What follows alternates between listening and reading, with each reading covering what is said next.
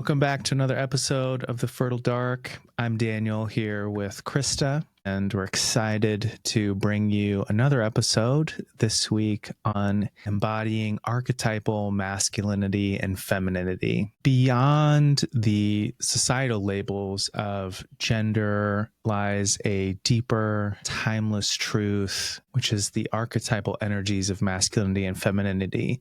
And these energies shape our psyches, influence our relationships, and guide our journey toward wholeness. But what does it actually mean to embody these archetypes, and how can they transform our lives? Today, we dive into that powerful dance between the archetypal masculine and feminine, looking at what is an archetype, what is the archetypal energy of masculinity, and what about the archetypal energy of femininity? How do we see these showing up in unhealthy, shadowy ways in contemporary culture? How do we overcome the ways that these archetypal energies are often conflated with gender identity and gender norms? As well as how do we develop these powerful energies within ourselves in a way that moves us toward greater wholeness individually and collectively? So hopefully you get as much out of this conversation as we did, and invite you to tune in for another wonderful episode on The Fertile Dark. So I was thinking we could start by talking about what we mean when we say masculine and feminine. What does that encompass? What does that entail?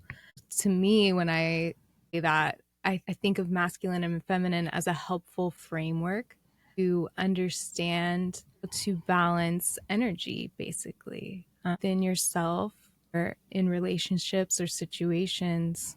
It's also, when I think of masculine and feminine, I think of it as a group or a family of behaviors or characteristics that are categorized into effective human experience. One lens of human experience. I think that's a beautiful way to describe it. I'm glad you used the word energy there, because when we talk about masculine and feminine, especially in the world that we live in now, it's so easy for that to be conflated with gender.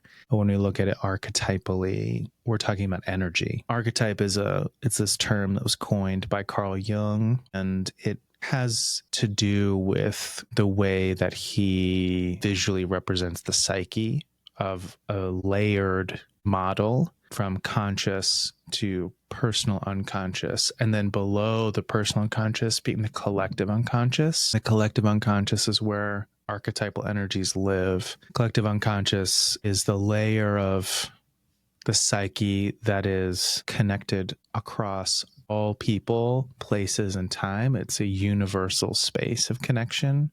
Archetypes, by extension, are universal energies that exist within all individuals. The masculine and feminine are two of these archetypes. The masculine being very much strength, focus, protection, purpose, order. We have to talk about masculine in terms of logic, reason, rationality. The feminine being nurture, receptivity, intuition, creativity, flow. I mean, this is like a huge, like masculine and feminine on their own. This is like so huge, but I think it is important to come back to that term that you brought us to, which is that these are energies that exist within all of us. Just qualities that each of us have. We each have masculine and feminine. One way that I think of masculine and feminine is of taking space, holding space. Masculine would be taking space, feminine would be holding space, or being active, resting.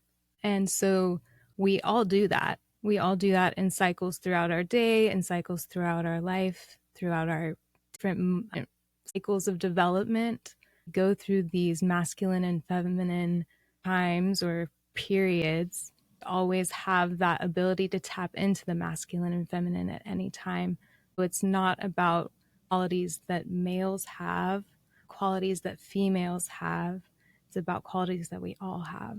Yeah, it's very yin and yang, where you have these two energies that exist in balance, and both are necessary and present within each individual. And I think a lot of problems that we see come from the, I want to say this, there's one is conflating archetypal energy with identity. That's one. But the other is a repression or denial or devaluing of certain archetypal energies within society. And the both of those are very detrimental to the individual psychic experience, but then also the collective developmental experience. And I think right now we definitely exist in a space and a time where there is very much a bias towards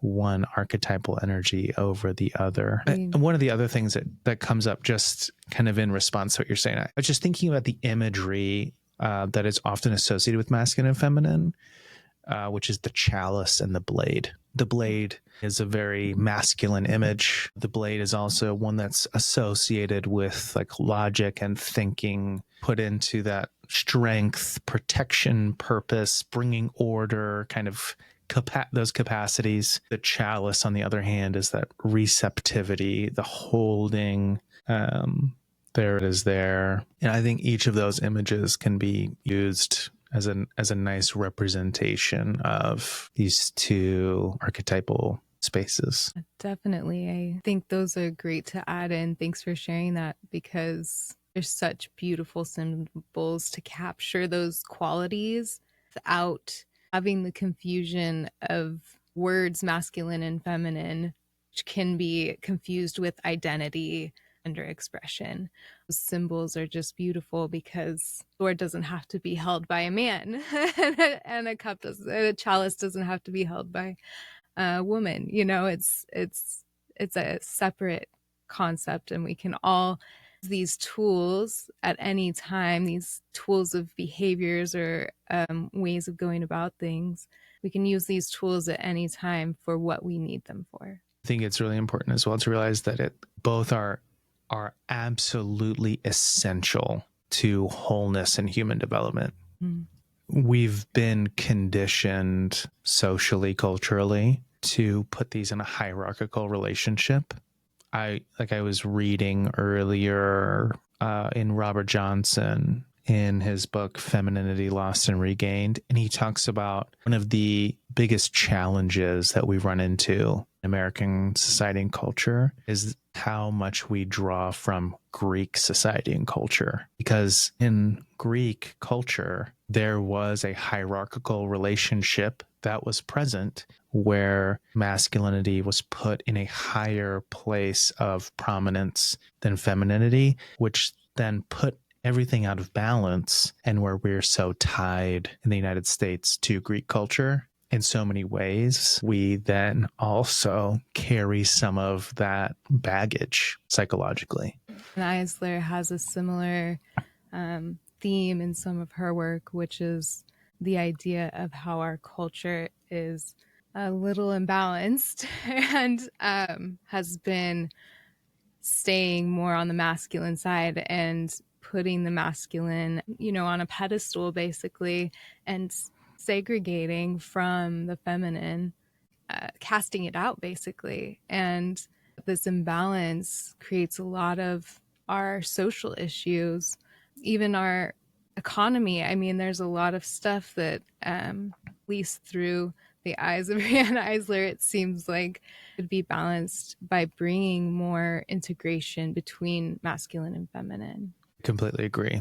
And one of the things that I was thinking about is, I want to say it's Maureen Murdoch that writes The Heroine's Journey, which is a counterpoint to Joseph Campbell's Hero's Journey. And one of the things that she talks about is how the heroine's journey is, while similar, it is different to the hero's journey. And one of the things that I've seen as I've read through her work is she talks about this idea of fathers, daughters. It's essentially where women will, in order to, I'm trying to think how to word this, but in order for women to feel that they're stepping into a place of power socially and culturally, they essentially reject a lot of femininity, like feminine energy, and then work to overcompensate with masculine energy.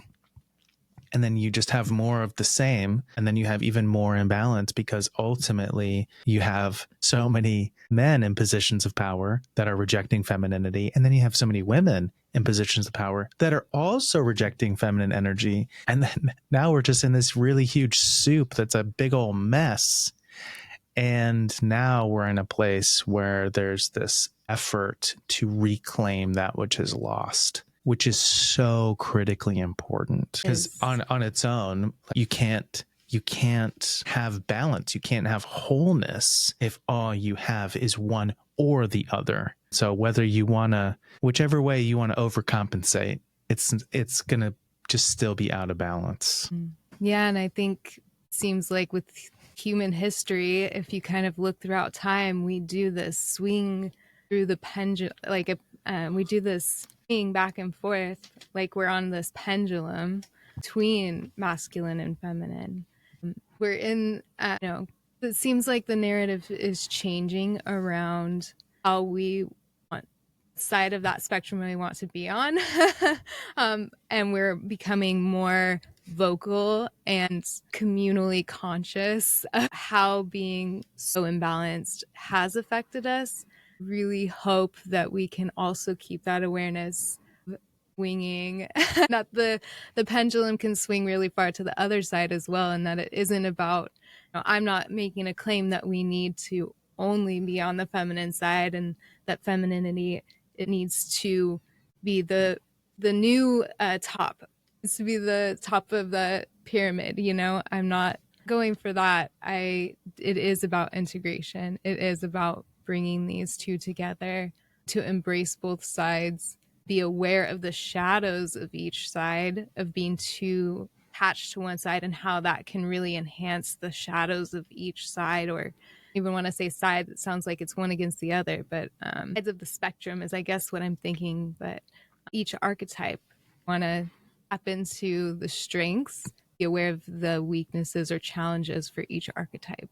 Love that point you're making there about bringing things into balance, about not swinging too far. And I think there are some current initiatives that are happening that are doing a beautiful job of drawing attention to the expression of these archetypal energies in the way that they are currently in the shadow. And maybe we just look at the idea of shadow real fast. It's a term that is pretty commonly used, and we've done a previous episode on the shadow. And so if people want to do a deeper dive into the shadow, go back and listen to that.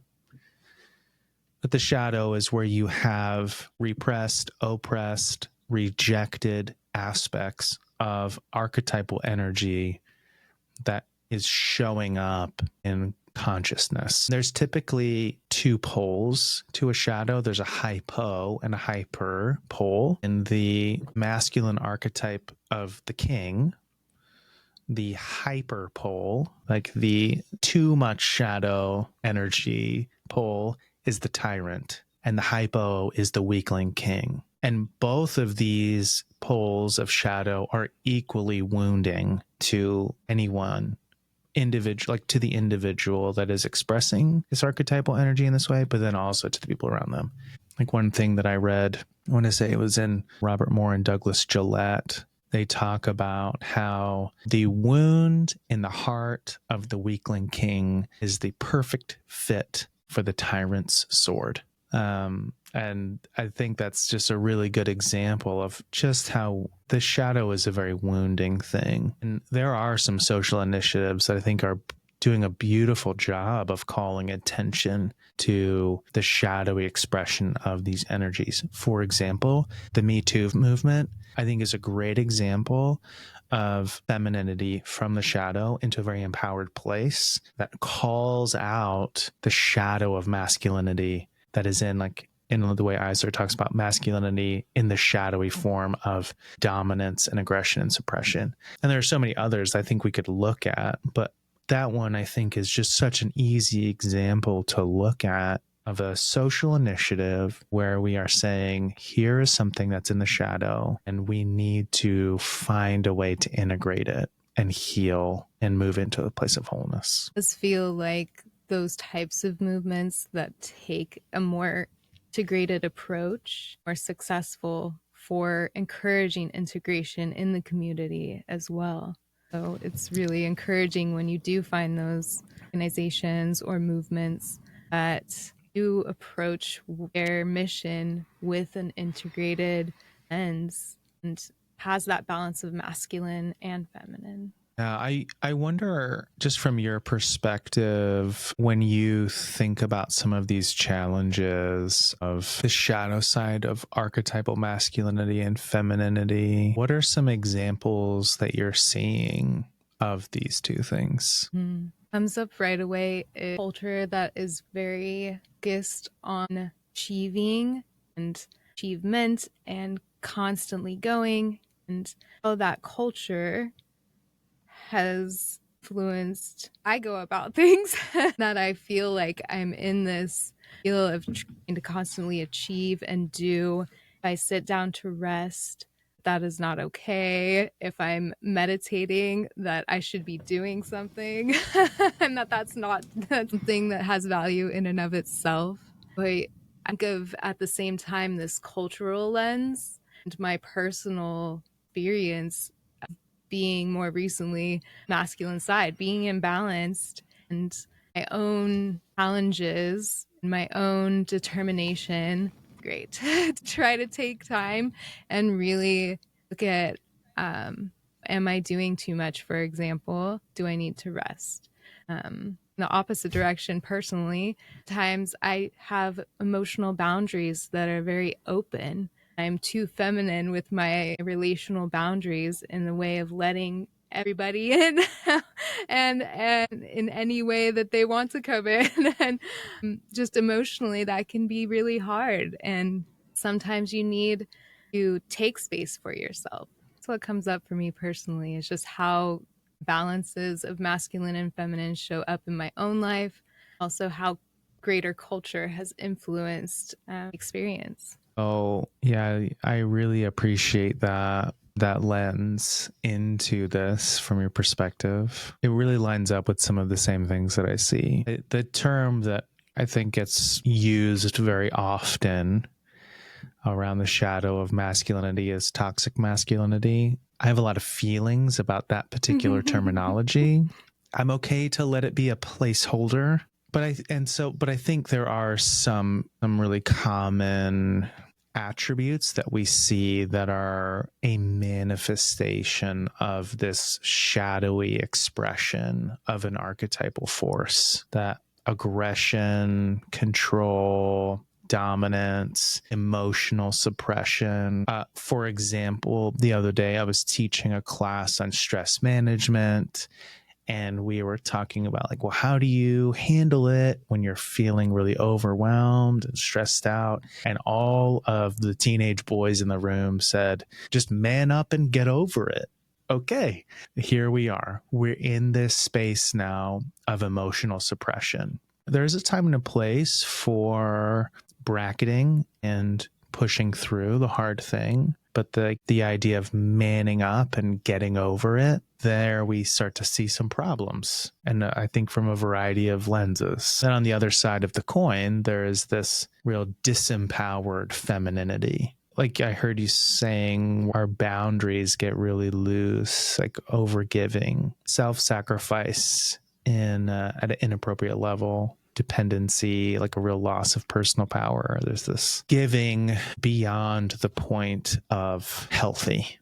There's an overly expected degree of giving and an overly assumed level of, what's the word I'm looking for? Well, subservience. I don't like that word, but there's like this, almost this sense of like always being second. I don't know. I feel like we're talking as much about your experience as anybody's, and so help me out here. Like, give me some correction. Just to clarify, that is the subservience that you were talking about. It's like the the constant sacrifice, like the always putting needs second to others. Gotcha. Okay. Like the self-care is always secondary to care for others. What comes to mind is Eckhart Tolle's description of what I consider to be the shadows of masculine and feminine, which is that he gives this example where your car breaks down in the middle of the night, your cell phone doesn't work, you have to knock at someone's door. So somebody who is really masculine or is out in the masculine for too long, perhaps, would not help that person at the door and has very strong boundaries. As somebody who is more on the feminine side and perhaps a little imbalanced would let anybody in. They might not have enough boundaries. So to me, I think that that is a beautiful example and to indicate the dangers of being imbalanced are. On one side, you could up these very strong boundaries and close opportunities for connection, which is one of the main things we need in life. Whereas on the other side, you could open your walls, let down your walls. Your boundaries could be too limited, really protect you energetically, give you the space that you need to process your own things in life. So that's kind of what comes to mind for me about the dangers of these shadows if you do not take care to integrate or swing back and forth at least between these energies. I really appreciate that. That's a great example. Well, one of the things that comes up for me as you're saying that is, again, just reconnecting to the idea that the shadow of these archetypal energies is within all of us. And so for me, I'm just as capable of expressing the shadow of feminine archetypal energy as I am of expressing the shadow of masculine archetypal energy. And so it's important for me to be able to heal and do integration work around both of these because they're both inside. And so we're not talking about men versus women. We're talking about archetypal force, which is universal. And I almost wonder if it, like, somebody listening might feel like this feels so vague and so ambiguous. And unfortunately, the nature of archetypes is that they are big, and wrapping language around them is very difficult because they are universal and they are so big. But as we start to look for how they show up, it gives us an inclination or an indication of what's really happening in that interior landscape. So what would be a more concrete example that comes to mind for you, just to help give a little more of that detailed explanation that could kind of get more concrete and a little less about the theory? One of the things that I think can be really helpful, and this is something that multiple people talk about, but recently I heard Michael Mead talking about it. He talks about, like, information is never lost, but when we feel like it's lost, it's because it's actually been transferred into story. So I feel like a lot of times when we're struggling to understand these kinds of concepts, we can look at story and we can look at myth, and that gives us an indication of what's really going on. That's where all of the quote unquote lost data has gone. For example, the quest for the Grail is a great example, bringing this balance between masculine and feminine. Or some of the Arthurian legends are also great examples. And we could look at any number of these stories, but I feel like though that's one way to make things more concrete. It also can be really helpful to do what a lot of people do when they look at archetypes and they look at facets of archetypal energy. For example, when you look at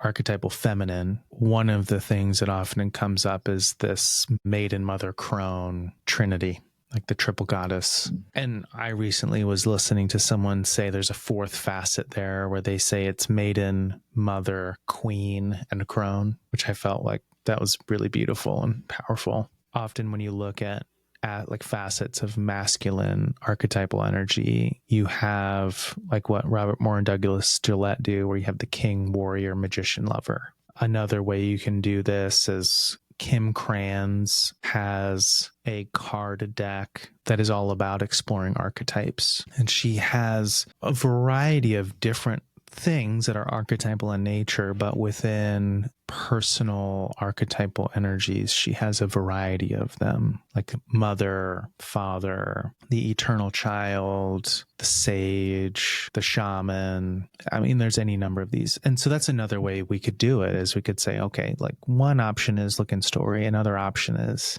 just look at facets and explore those. For example, we did our episode on spiral dynamics, we looked at spiral wizards. Spiral wizard is a great example of an archetypal force that is at play. As you integrate this magician capacity within yourself, like from the unconscious into the conscious, as you work on integrating that, and that piece of wholeness becomes realized, you now have a capacity to exercise this energy in a more conscious way. So I don't know if that's helpful, or if you want to go down either of those rabbit holes. I do want to go down those rabbit holes. I feel like it is helpful to look at these images, whether through stories, archetypes, tarot cards, what have you, that have been kind of together by the history of humanity and kind of like synthesized into these concepts that can help us, really understand maybe a little bit more. Yeah, I would love to hear more about, you started with stories, and I wanted to start there if that's okay. So either one of the stories you brought up, if you want to share a little bit more about what you were thinking.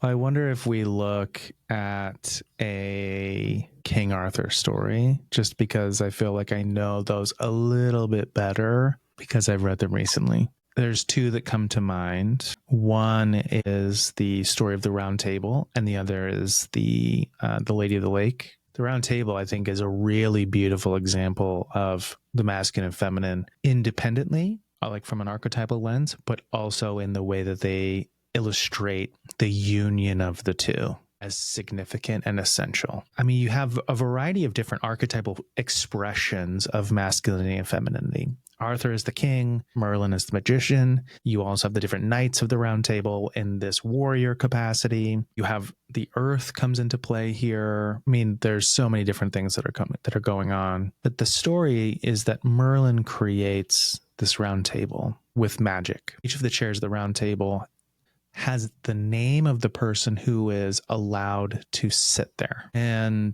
the chairs are enchanted. It's a magical thing. So when a person has come into a place where they are considered worthy of the chair, their name then appears on it magically. And if anybody sits at the table and they sit in a chair that does not belong to them, or that they're not worthy of that chair, the earth itself opens up and swallows that person whole. They are unworthy to sit at the round table, and the earth itself protects it. So you have here a couple different things. The round table is an expression of the feminine, first of all, where rather than the rectangular tables that we're used to, which is an expression of masculinity and specifically a hierarchical relationship, you have a round table where all sit shoulder to shoulder in equality. There's a holding in that shape. And then you also have the earth, which is a feminine archetypal expression. Merlin as the magician is an expression of the masculine. So you have this union of archetypal force. The second piece of it is that once a person has been found worthy to have a seat at the table, once their name has appeared on the chair, that doesn't mean they get to keep their name on the chair. Once their name has shown on the chair and they're allowed to sit at the table, the other knights prove them worthy. So that individual, when they've been given a seat, the way they earn it is by going and being tested by everyone else who sits at the table. And once they have been proven by every other person who has a seat, then they get to sit there. So you have this balance of masculine and feminine supporting and protecting each other in the story of the Round Table in a very beautiful way, where first you see that a facet of the masculine is actually generativity, because Merlin has created something. And then you also see a facet of the feminine, which is holding And also, there is a certain protective quality in the feminine, which is beautiful, where we typically reverse those two things. Here we see that both exist in ways that we often don't associate. You also see Arthur as the king is not in a hierarchical, elevated position to the other members of the round table. He is in a place of equality with the other members of the table and acts in a way that is very supportive and generative himself, in ensuring that there is a certain degree of order, but also a sense of equality. And he helps to provide some structure in which this magical, mystical relationship can persist. So that's one story that comes to mind that we could use. I mean, I feel like we could really like dig into this and like really go and look at all of these things. But I feel like it really, I mean, you could pick any one of those things and say, how am I seeing this represented in my life in one way or another? For example, what are the ways that I show up in the position of Arthur? Okay, I'm in a position of stewardship and leadership. How do I show up in that way? Would I consider myself part of the round? Am I generative? Am I supporting egalitarian equality? Am I encouraging or protecting or enabling ritual? I could say, what about Merlin? What's my relationship like with the earth, with the natural world, with ritual, with spirituality? Anyway, you could just really keep going and asking some of those questions. I feel like that could be helpful for somebody, hopefully. Definitely. It would be helpful for me to get stories in that way and to try to find those representations of the masculine and feminine, whether it's through a character or imagery or the setting, to just think about my relationship with each character or piece of imagery. And thought it was beautiful to look at that story through that lens and to see this place, the round table, of such, power. It presents wisdom in my head. And around this place, there is this feeling of integration. And I've never thought about that might play a part in specialness of the round table. So that's kind of a beautiful way to look at it. I wonder if we pick another story and we dig into it a little bit. We use that as a way to explore expressions of archetypal masculinity and femininity. Sure. Do you have something that comes to mind? Well, I was going to ask you, like, if you picked one, what would it be? I don't know. Sorry. I was just thinking of, like, I haven't really looked at stories through this lens, and I should have done that to prepare. But every story I'm thinking of, I just think of, okay, I don't know what I would say about that yet. Like, I need time to think about. Okay. One of the stories that had come to mind for me was Sleeping Beauty, which I think could be an interesting one to go into. Sleeping Beauty is interesting because you see some real shadow going on, but you also see some real beautiful integration that happens. So I think it's important to establish that when we look at stories through the lens of trying to understand archetypes or to understand ourselves, that the symbols within the story represent us. So for example, like we did this just a little bit with King Arthur and the Round Table. Every one of those things is about you individually. So Arthur is part of you, and Merlin and the table, and Lancelot and the earth. And if we were to do something like Sleeping Beauty, it's the same thing. And I think one of the beautiful things about Sleeping Beauty is that it illustrates a few different really nice things for us, which is that when I look at Sleeping Beauty, the role of Prince Charming here, is that his name in Sleeping Beauty? Is it Prince? Whatever the prince's name is. Can't remember.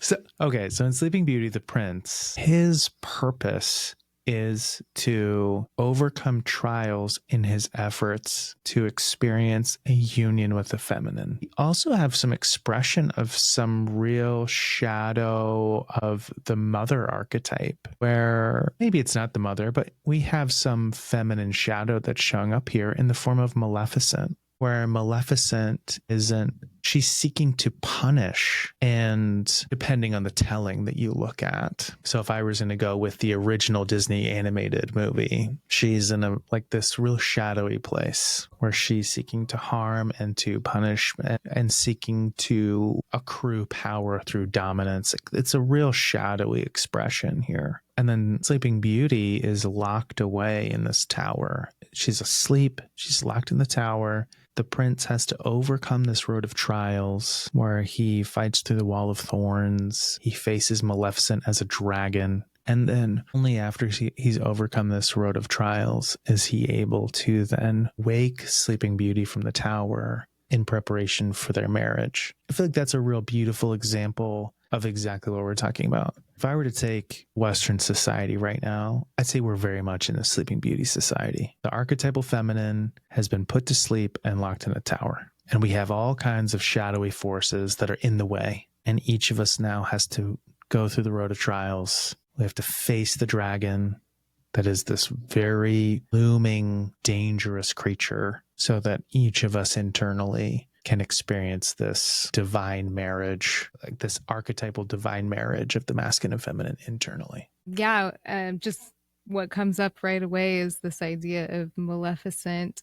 In that, in that connection you just made, Maleficent doesn't have this strong, confident connection with her femininity, it seems. She's got this jealousy of what Sleeping Beauty has access to on the feminine side. So not tapping into that, she goes to this extreme and ends up kind of coming out as this more masculine energy, but it's really just the shadow of femininity, that, that feminine character. So it is interesting to just look at, that's just one way to interpret it. Like you said, every character could be interpreted more personally or on a cultural basis. There's so much potential for harvesting with stories, with archetypes, because you can just take any piece that really stands out to you and ask yourself, why does this stand out to me? How can I learn from this? What is this character missing? What are they needing? Why does this character stand out to me right now? Why does this part of this story speak out to me right now? I just love what you said about Sleeping Beauty, for example. We can take that in the same way. Yeah. There's so many beautiful examples of this coming into right relationship through story, right? I do wonder if we could explore a little bit about how do we really integrate and embody these archetypal energies. I mean, one that we just talked about was we can work with story, and that's a great one. But I'm curious, what are some other ideas that you have of how we could integrate and embody these archetypal energies of masculinity and femininity? So in addition to looking at these sources of imagery and looking at how they relate to our life and what we can learn from them, I would add on to that, we could take that same approach with our dreams or our relationships when we're with others. How is this person making me feel? Does it feel like there's a balance of good energy within that person? How am I receiving this? What is the balance between the two of us? What's the balance we share as a couple or a friendship, whatever the relationship is? What is the balance that we hold together? So just taking that same lens that we talked about with stories, archetypes, and trying to put that in what comes to us in reality as well, and just look at what we can learn from that and try to be very aware of how things are making us feel or how we feel as we're interacting with others. Perhaps I'm establishing some boundaries, just checking in with myself. Does this feel appropriate for what I need? Do I need to establish this much boundary? Do I need to be in my more masculine side in this moment? Perhaps. Or do I need to open myself up a little more and create more emotional connection with somebody, perhaps? So just keeping awareness basically through everything you do, every story you take, your dreams, reflect if you do journaling, looking back at how your words come out, where your thoughts are. That's what comes up first for me. It really makes me think, like when you're talking about boundaries and navigating these personal relationships, it made me think of something from Clarissa Pinkola Estes. She says that the doors to the world of the wild self are few but precious. If you have a deep scar, that is a door. If you have an old story, that is a door. If you love the sky and the water so much you almost cannot bear it, that is a door. If you yearn for a deeper life, a full life, a sane life, that is a door. And so I guess when I was just, as you were talking about these, like this awareness of our interpersonal relationships, that is a real door as well. What are the expressions of maybe wounding that I have? What are the scars that I see? Like maybe I'm a total people pleaser. People pleasing, that's not a healthy thing. And like if I have really loose boundaries, that's not a healthy thing. And if I'm noticing that, or if I'm maybe my expression of establishing boundaries is like a severing. There are other ways to do that too. But those wounds, those scars, that's a doorway into exploring more, finding a way to integrate. It's a great quote. And the idea of scars in the context of this conversation feels really emotional for me when I hear it, because it just feels like, oh, there's this tender spot. I don't want to go into my scars, and just thinking about how our tendency to stay on one side or another, perhaps around our behaviors, one side being masculine or feminine, our behaviors tend to get these patterns where, well, in this aspect of life, I'm overly masculine and that's just my pattern. Over here, I'm a little too feminine, and I'm learning for each type of behavior where my balance feels best for me and where my balance feels best in relationship with others. It does seem that looking into my scars really is a doorway to behave the way I do, why I have these patterns, which helps me to integrate on a deeper level and not just, talk about things, but really start to feel the changes within me. It's been a slow process and ups and downs, but I do feel that when I can take the time to find my balance and look into the scars, it does actually help. And I can feel more connected with others, and I can feel more balanced in my daily life. It's worth looking into the scars, basically. Yeah, it's definitely hard to push on those. And it's always worth it if you're like, as long as you're doing it from the right frame. I also love that you brought up dreams as a way to work on this.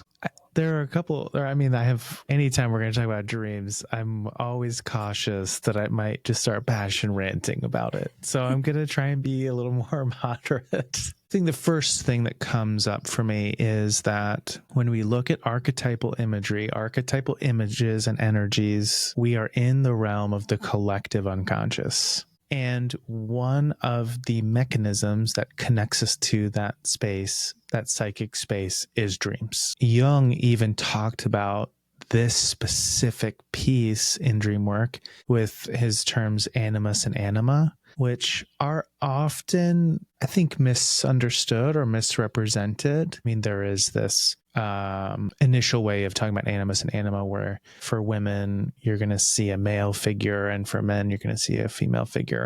And just in reading into that a little bit more, it's more about that oftentimes, at least at the time that Jung was writing, men had a tendency to need more of the feminine and women had a tendency to need more of the masculine.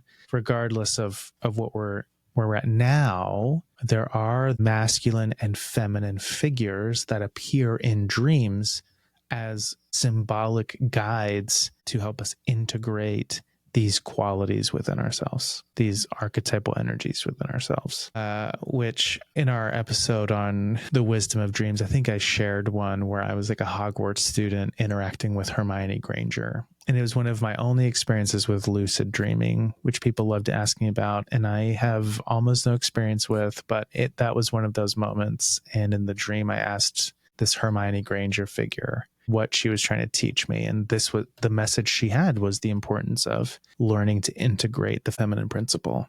And so for me in that moment, would I look at that dream and say, the figure of Hermione Granger in this dream, would I consider her to be the animus figure in the dream? Yeah, I'd say so. Right? She's the figure that's teaching me about the feminine principle. So that's one thing that comes to mind for me around dreams. And the other thing about it was I was listening to this podcast recently. It was honestly a great podcast, and they were talking about dreams, and specifically like they even went into lucid dreaming. They're talking about all the functions that dreaming plays, and it was really, really phenomenal conversation. And I would classify it as hyper rational, where, I mean, they did talk about dream interpretation a little bit, and it was a very small portion of it. And I don't want it to sound like I'm saying that all of the other science is invalid. It was honestly a huge eye opener for me that really just sunk me even deeper into the importance of that work. But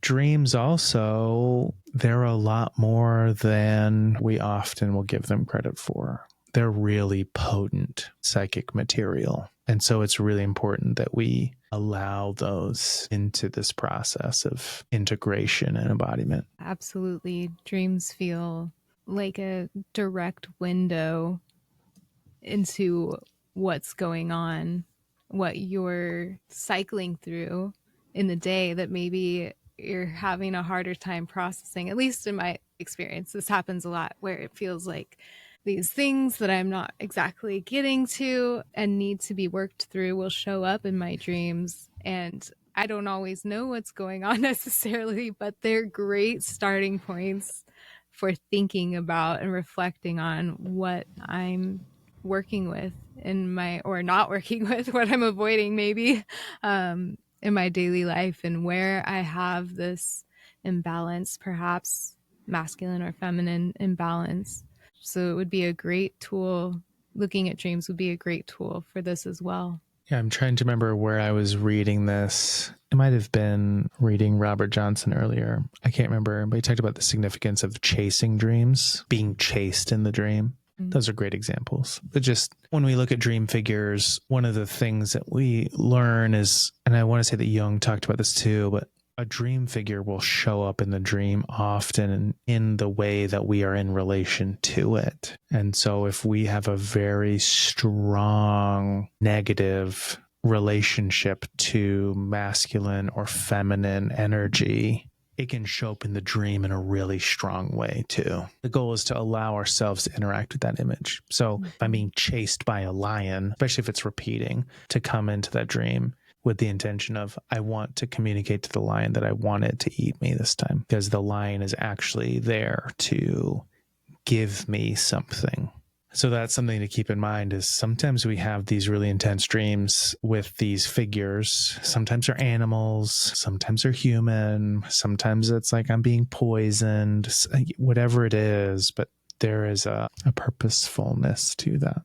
I think that's what I'm trying to say. There's definitely opportunity for a lesson, more than one lesson. There's something that can be learned. I think that was a great example of something, a lion, the lion chasing you. I wouldn't know whether to interpret that as masculine or feminine. Maybe the lion would be masculine, since it's, I guess it depends on what what other things go on in the dream and what I'm dealing with at the time. But not just look at the lion itself as masculine or feminine and whether I need to embrace it or not, but what is my relationship in the dream with this object, this image, and how does it make me feel?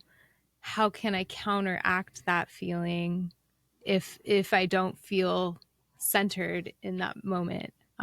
What can I do to embrace that which would otherwise scare me, or make me freeze and not want to do anything?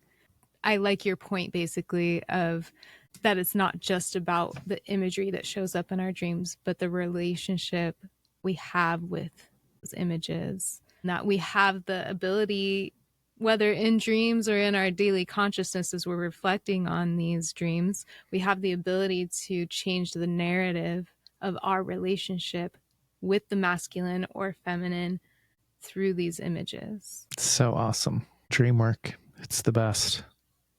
Should do it. Right. Noted. I wonder, like, what are yes.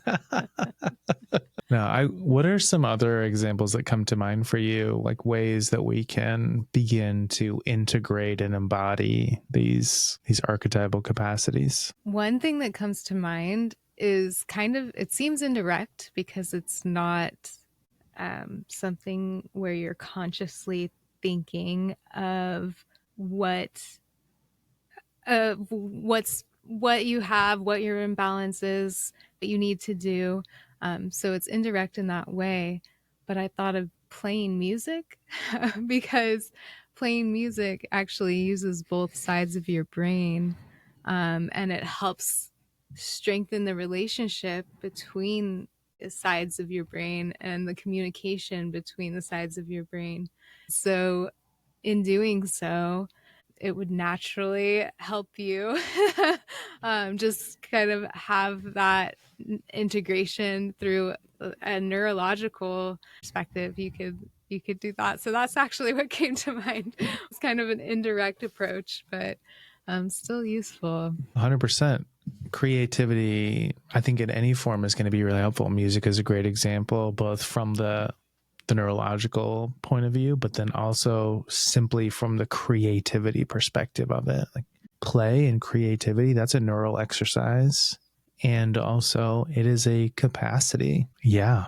So music in any form, to include like car karaoke or singing in the shower or whatever you're going to do. That's great. But like dancing, art, writing, poetry, those are all beautiful creative acts that really help to embody these capacities. With a little intention, it feels that it can be even more powerful, whether it's dancing or artwork, and by intention, I mean, so here we're trying to integrate either the masculine or feminine, whatever we might, or maybe just maintain a balance that we already feel within ourselves.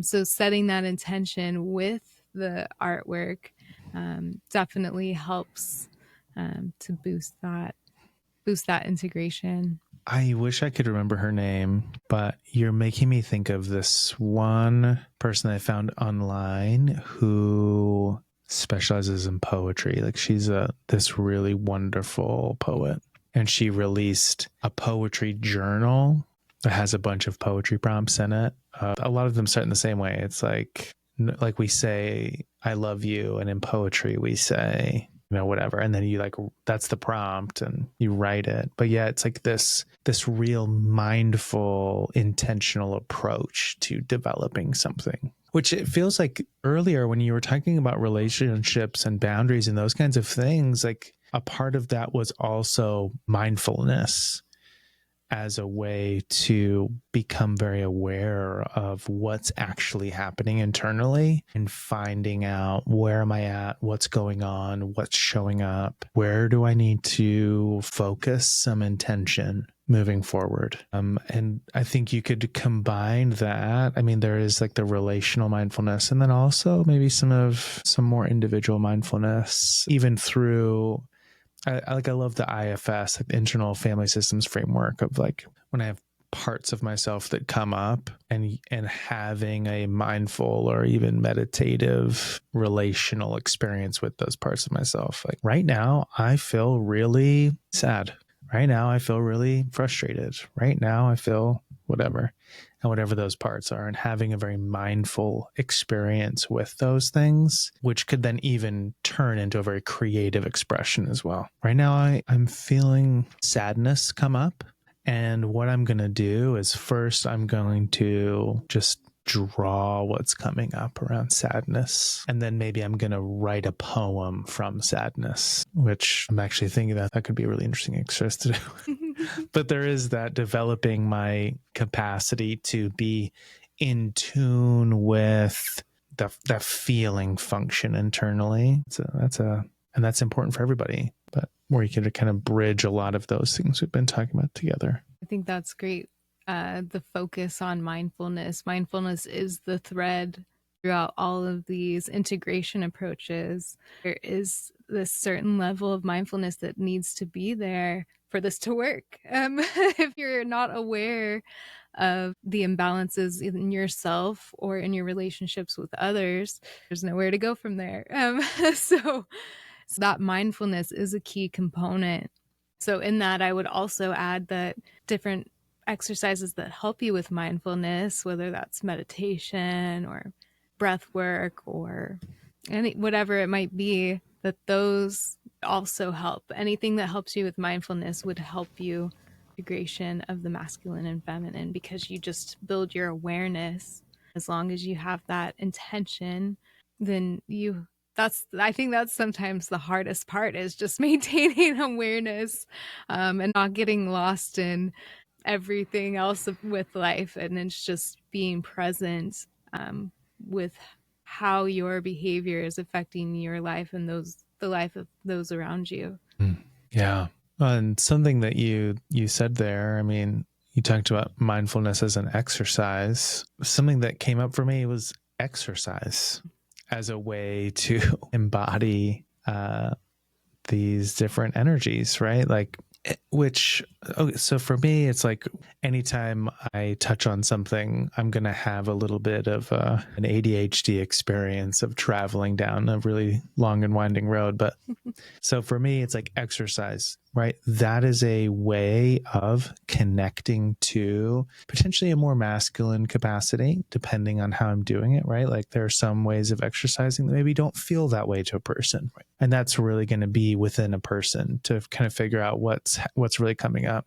For me, I love exercising outside, specifically like being on a trail. I love it. But that really brought up another thing for me as well. So you have exercise as one, but then also connecting to and attuning to the natural world, and even developing rituals around that attunement and connection to the natural world, and then also to yourself. So I guess there's like three things right there in a row. So we've got exercise, and then we have attuning to the natural world, and then we also have ritual. And the ritual can be a variety, like it can go into a lot of things. But I mean, right now we're moving into fall. There are beautiful rituals that you can develop as a way to attune to the changing of the season. You know, it's the same thing as winter comes around. There can also be rituals that we move into that we develop for moving into self-care. Those are some real beautiful ways of developing these capacities too. That's great. I love the idea of looking at exercise through the lens of masculine and feminine.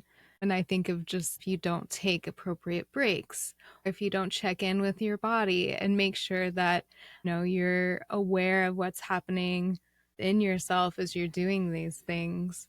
And so there's a certain level of masculine and feminine that you can bring into an activity like exercise. You can look at it through that lens and think about what your goal is. Do I want to put in more energy and effort right now? And do I want to achieve certain goal? And is that what feels right? Sometimes that is, and sometimes your body is not ready to do that, or you did it too hard yesterday. And so you need to listen to that.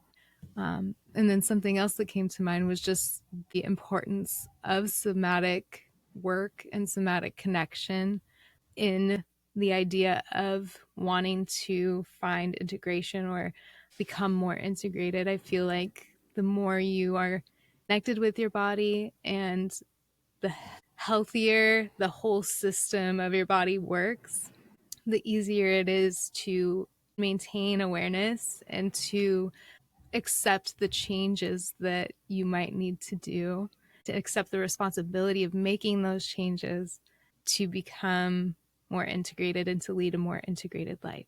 I just feel like there's so many ways that this can happen. And we've really gone through quite a few. I feel like it's hard for me to really express just how important this feels, though, of really connecting to, integrating, and embodying these two archetypal forces individually and collectively. Feels like more than ever, I feel the imbalance, and it is so painful sometimes. But also, in my own personal experience, the amount of richness that has come from working on this is really, it borders on indescribable. I mean, first, just looking at it, like for me, I started from the perspective of looking at mature masculinity. That was my in. And then as I went down that road, I started to learn more and more. I started to realize, oh, wait, there's way more to this than I realized. And I can't think of a single relationship that I have that has not been positively impacted by this. My relationships with other men have become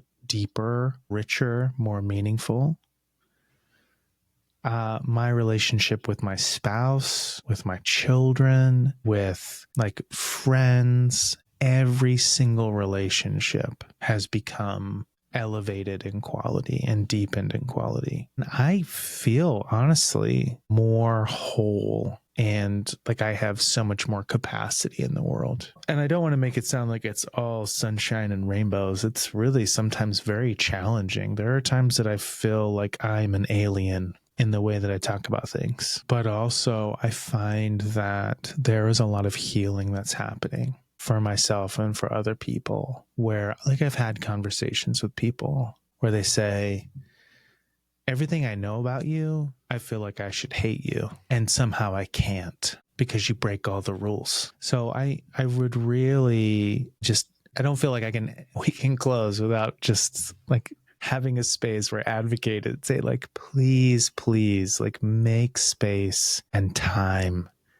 to study and do the work to understand and begin to integrate and embody this. Here's another close up Pinkola Estes because she is amazing. When seeking guidance, don't ever listen to the tiny hearted. Be kind to them, heap them with blessing, cajole them, but do not follow their advice. Anyway, I think that's just like something that's really alive for me as we've spent the last while looking at this. Yeah, it does feel important to emphasize the dangers of imbalance and to point out what we see happening because we are imbalanced, and to point out the joys of finding balance. To the listeners, I would say try it out, like see what happens. It can be really neat to pinpoint some pattern in your life that has been making it hard for you to flow easily, whether just in your own going about your day or in relationships. And then to be able to pinpoint what is lacking or what you would like more of, and to go for it, and to start a new routine if you need more structure in your life, or to ask others for help if you are taking on too much. So just those little steps, whatever it might be that can help you embrace the feminine or the masculine. I invite you to try it out and let us know what happens and see if you can feel the difference, because I think that's the part that's really exciting to me, is that it's a very palpable difference in your nervous system and in your relationships when you do take the time. And I haven't felt it on a cultural level, but I can feel the ripples of this type of work positively affect those around me when I'm working with it. And yeah, it is a struggle. Yeah, it's a very fumbly journey. It's not smooth at all. And it's not linear. but it is helpful, and it does make your life flow easier when you can find balance and maintain it on a more regular basis. Well, to all our listeners, thank you for joining us here on The Fertile Dark. I hope that you enjoyed exploring masculine and feminine energies with us, and that maybe it helped you to process something in your own journey. I definitely know that it helped me think about my imbalances and my next steps in my process. I'm curious about what shows up for you, and you already work with masculine and feminine energies and how that works for you, or if you do decide to try it, if you notice anything different. So please let us know. Contact us through email or social media. And if there's something else you'd like to hear more about this, if you want to dive deeper into stories or archetypes, let us know. But until next time, keep delving deep and embracing the journey.